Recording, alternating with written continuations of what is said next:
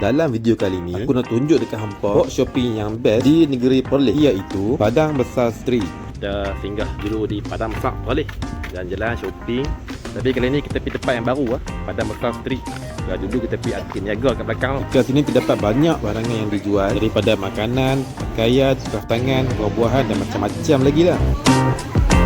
Apa yang best dekat sini, dia punya konsep kedai dia yang open space. So bila jalan kat sini tak adalah nak berhimpit-himpit, panas lagi kan. Panas-panas boleh beli tepi. Beli rasa, Aina. Ambil beli rasa. Tester. Kat sini ada food court, so kita boleh rehat dulu kat sini. Kat sini kawasan kedai Thailand. So kita boleh rehat dulu, makan-makan dulu. Sejukkan badan. Pulut mangga.